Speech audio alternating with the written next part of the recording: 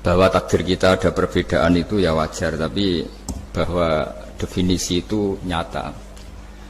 Tadi beliau menyebut termasuk satu saudara atau satu komunitas dengan makhluk-makhluk Allah yang lain. Pernah suatu saat Nabi memuji ada seorang nakal itu diterima tobatnya Allah karena di jalan ketemu anjing, kemudian ngasih minum anjing itu dan Allah mengampuni. Meskipun secara hukum usul fikih tidak bisa digeneralisir. Misalnya kalau minumin anjing 1 surga, kalau 100 tambah surga. Nanti lupa minumin manusia gara-gara kebanyakan minumin anjing gitu. Tapi apapun itu faktanya ada cerita di hadis seperti itu.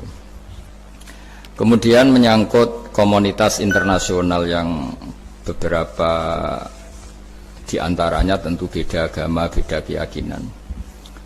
Saya mau membacakan cerita di kitab Ar-Risalah Al-Qushairiyah. Jadi saya hanya membantu referensi-referensi yang diajarkan guru-guru kita. Ar-Risalah Al-Qushairiyah adalah kitab kesayangan Mbah Maimun karena dulu mbah beliau dapat ijazah dari Sayyid Umar Sato, kakaknya Sayyid Abi Bakar Sato yang punya kitab I'anatul Talibin. Dan kitab itu dibawa ke Indonesia sampai ke saya sebagai murid beliau.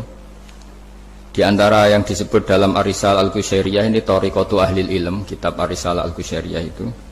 Saya baca nasnya ya, atau ibaratnya atau teksnya. Sami'tu ba'dal ulama yaqulu istadofa majusiyun Ibrahim al-Khalil alaihi salam faqala bisyarti antuslima.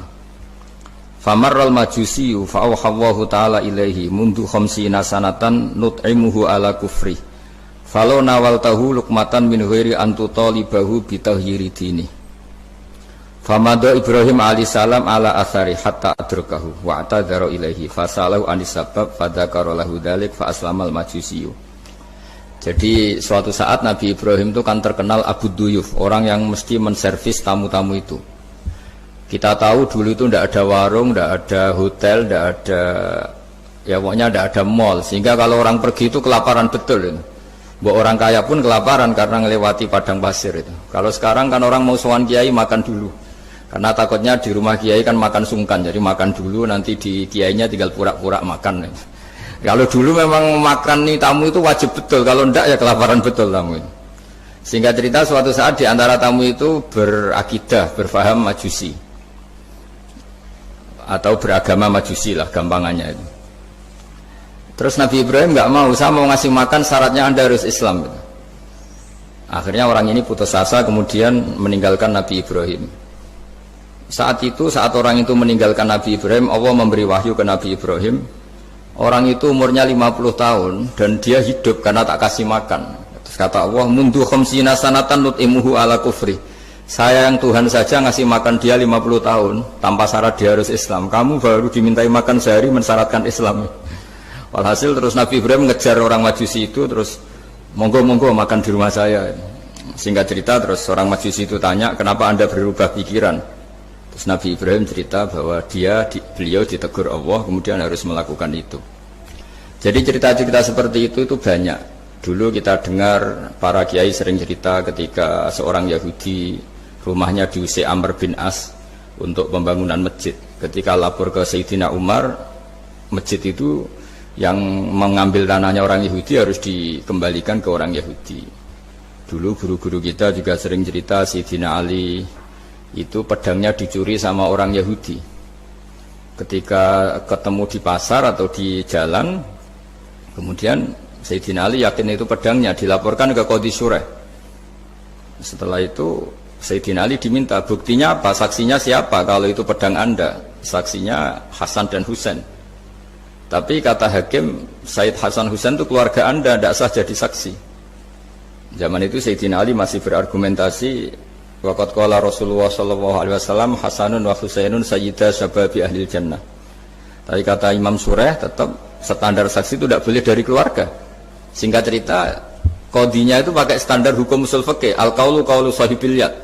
Yang dibenarkan adalah yang sekarang megang barang itu. Ketika nggak ada saksi, al-musaddaq, yang dibenarkan al-qaulu qaulu sahibil yad, yang dibenarkan ya yang megang barang itu. Singkat cerita dimenangkan oleh orang Yahudi tadi. Setelah dimenangkan, Sayyidina Ali agak kecewa, masa seorang Amirul Mukminin sidang di pengadilan negeri kalah. Tapi orang Yahudi tadi akhirnya insaf, sadar sampai masuk Islam, sampai beliau ngendikan bihadza taqumus sama wal ard, karena ini langit dan bumi berdiri karena keadilan itu. Jadi ini cerita-cerita referensi yang bisa menolong teman-teman siapapun berkomunitas internasional. Karena pikiran saya sederhana ya, al ilmu yurisul akhwal, ilmu itu melahirkan sikap. Jadi kalau kita punya referensi yang cukup tentang toleransi, insya Allah kita hidup di mana saja punya toleransi, karena toleransi itu juga ajaran agama. Di antara yang diceritakan para guru-guru kita adalah ketika Nabi mau dibunuh oleh orang namanya Daksur atau Duksur, siapa nggak tahu KTP-nya saya. Kiai-kiai kalau baca Daksur. Ketika beliau sedang santai di satu tempat, tahu-tahu ada orang yang mengambil pedangnya, kemudian bilang, "Mayyamna'uka minni ya Muhammad." Sekarang Anda sama saya berdua, siapa yang bisa menghalangi kamu? Nabi dengan rileks menghentikan Allah. Kemudian si Daksur ini gemetar, pedang jatuh. Kemudian diambil Nabi. Sekarang ya Daksur, mayyamna'uka minni, yang bisa menghalangi kamu siapa? Orang itu bilang, la ahada, tidak siapapun. Nabi dengan gampangnya fa'afa anhu, Nabi memaafkan. Padahal ini jenis harbi, jenis orang yang jelas punya niat bunuh. Terus artinya kita yang ngaji di pesantren, saya ngaji di Mbah Maimun, punya Bapak Kiai Nur Salim, semuanya ngajarkan bahwa di mana-mana perang kekerasan itu ya karena kita diperangin. Udina lilladzina yuqatalun, karena kita diperangi kita boleh perang. Qatilul ladzina yuqatilunakum. Jadi yang boleh kita perangi ya zaman kayak kita dulu dijajah Belanda, dijajah Jepang zaman itu. Ketika sudah tidak ada penjajahan, ya alasan itu sudah hilang karena mereka tidak merangi kita. Jadi apa ya, perang ya ada konteks rasionalitasnya, damai juga ada konteks rasionalitasnya. Tapi karena kita punya tradisi referensi, teman-teman yang di Jerman tak bantu, tadi ada kitab Arisal Al-Qushairiyah, terus ada beberapa cerita-cerita tadi kayak Daksur. Kalau ayatnya jelas ya, jelas qatilul ladzina yuqatilunakum wa in janahu lisalmi fajnah laha wa tawakkal 'ala Allah. Bahkan seperti yang diceritakan Profesor Quraisy tadi, yang sedang kita benci pun bisa saja suatu saat teman. Dalam surat Mumtahanah itu atau Mumtahinah ada ayat asawwau ayyaj'ala bainakum wa bainal ladzina ataitum minhum mawaddah. Bisa saja orang yang sekarang kamu benci suatu saat kamu cintai. Wallahu qadir, itu Allah Maha Kuasa. Dan tadi saya menambahkan yang dikatakan Profesor Quraisy tentang belajar. Dulu Nabi itu enggak puasa Asyura. Tapi ketika datang ke Medina, orang-orang Yahudi itu puasa Asyura. Coba tanyakan ke mereka, kenapa puasa tanggal 10? Terus mereka menjawab, yaumun najawwahu fi Musa, itu hari yang Allah menyelamatkan Nabi Musa. Terus fa'amara bisyami, kemudian Nabi menyuruh sahabat puasa. Artinya dulu itu segampang itu hidup, itu sesuatu yang baik, apa, ya sudah ditiru. Meskipun kita tahu Nabi itu tentu mustaqil bil istihad, Nabi itu orang yang mandiri. Tapi memberi percontohan kita betapa gampangnya kita seperti itu. Dulu ada seorang Yahudiyah meminta sama Sayyidah Aisyah dan dikasih. Ketika dikasih, dia mendoakan semoga kamu Aisyah selamat dari siksa kubur. Zaman itu Sayyidah Aisyah itu belum tahu tentang siksa kubur, sehingga beliau engkar, nggak percaya. Tapi setelah Rasulullah datang dan diceritanin, Nabi, oh iya siksa kubur itu ada. Dan semenjak itu Nabi selalu isti'adah, minta perlindungan dari siksa kubur. Jadi dulu di komunitas-komunitas beda agama, sesuatu yang benar ya dibenarkan. Makanya kaidah umum dalam interaksi antar agama itu la tusaddiquhum wa la tukadzibuhum. Ya kamu jangan bilang iya, jangan-jangan enggak, ya jangan bilang tidak, jangan-jangan iya. Jadi aturan ilmunya jelas, la tusaddiquhum wa la tukadzibuhum. Ya artinya sesuai referensi ilmu lah, kira-kira begitu. Terus yang terakhir, ini saya mohon maaf sama komunitas di Jerman karena saya ini pura-puranya aja sibuk. Karena saya kira ini seberapa jam lagi saya ngajar ini. Nanti kalau saya tidak ngajar di sini yang ngundang agak-agak dosa. Jadi supaya sama-sama tidak dosa, ini saya ya nuruti jenengan, tapi ya karena saya ngajar ini juga yang datang orang macam-macam. Ada yang Kalimantan, Sumatera mau ngaji di sini. Ini seberapa jam lagi saya ngaji Sahih Muslim. Yang terakhir ini di halaman Kitabu Adabil Ulfa wal Ukhuwah halaman 285 dalam Ihya juz 2. Jadi kitab saya juz 2. Mungkin kalau beda cetakan yang jelas ikut Kitabu Adabil Ulfa wal Ukhuwah.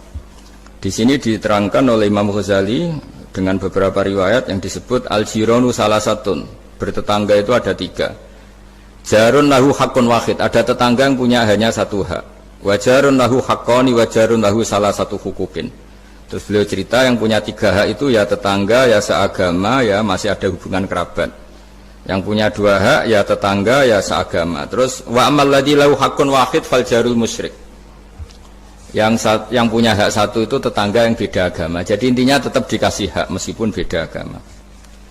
Sampai diantaranya disebutkan juga di halaman 287 Imam Ghazali ngendikan, beliau berfatwa dan beliau bercerita, rawahu Umar bin Shu'aib an Nabi an Jaddih anin Nabi. Terus qala Mujahid kuntu inda Abdillah bin Umar wa ghulamun lahu yaslahu syatan faqala ya ghulam idza salakhta fabda bijarinal yahudi.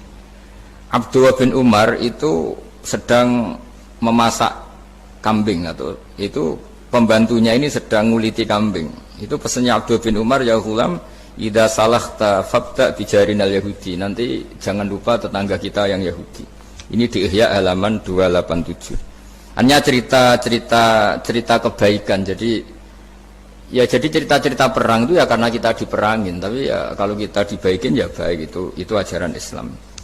Hatta qala dzalika miraron faqala lahu lima taqulu hadza. Ini pembantunya juga enggak langsung menerima. Kenapa?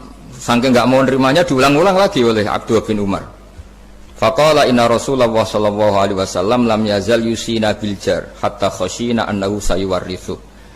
Kenapa engkau melakukan itu ya Abdullah bin Umar? Terus beliau menjawab, Rasulullah itu selalu berpesan untuk berbuat baik sama tetangga. Tadi kita tahu kalau tetangga punya 3 hak berarti seagama, ada hubungan kerabat, hakul jar berarti 3. Ada yang seagama dan tidak punya hubungan kerabat berarti punya 2 hak, yaitu satu agama dan kerabat. Ada yang punya 1 hak saja, ya tidak keluarga, tidak seagama, tapi karena tetangga itu juga tetap punya hak. Dan itu pun masuk kategori lam yazal yusina bil jar, termasuk orang-orang yang harus kita baikin. Ya kalau di Qur'annya kayak tadi ya, qatilul ladzina yuqatilunakum, boleh merangi ya yang merangi kita. Udzina lil ladzina yuqatalun, diberi hak merangi ya sama yang merangi kita, bukan yang tidak merangi kita. Terus waqala Hisam, kanal Hasanu la yara ba'san antut imal jarul yahudiyya wan nasraniyya min udkhiyatik. Bahkan sebagian ulama di sini disebut Hasan Basri berpendapat kalau berkorban, kalau punya tetangga Yahudi yang butuh nggak apa-apa dikasih dagingnya. Ini di halaman Ihya 287 juz 2. Jadi dari cerita-cerita itu dan referensi-referensi itu, teman-teman di Jerman nggak usah khawatir lah kalau kiai-kiai kayak kita itu berfatwa nggak boleh berkomunitas internasional nanti takut begini-begini, ndak lah. Kita bacanya ya sama seperti yang dibaca Profesor Kures, sama yang dibaca guru-guru kita. Jadi itu kalau boleh dikatakan sumbangan saya lah, bahwa di kita di pesantren itu ajaran-ajarannya juga seperti itu. Dan tadi beberapa kita saya sebutkan halamannya supaya bisa dicari, supaya tidak kelihatan hoax, juga tidak bikinan saya gitu, supaya jelas itu.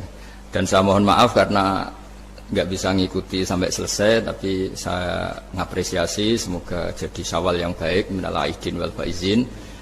Minal aidin artinya kita kembali menjadi ahli surga. Saya termasuk yang sependapat dengan kitab yang saya baca. Dulu kita ini ahli surga karena Nabi Adam lahirnya di surga dan diciptakan di surga. Karena satu kesalahan beliau harus kembali ke bumi. Dan setelah puasa itu selesai dan diterima, kita kembali ke ahli surga lagi. Maksud minal aidin, kita kembali lagi berstatus sebagai ahli apa? Surga. Dan itu dimulai dari saling memaafkan. Karena yang menghalangi masuk surga itu hak adami. Manusia itu kan paling kikir untuk memaafkan orang lain. Padahal kalau hak adami belum selesai itu Allah tidak mau memaafkan. Makanya syaratnya masuk surga harus kita saling memaafkan.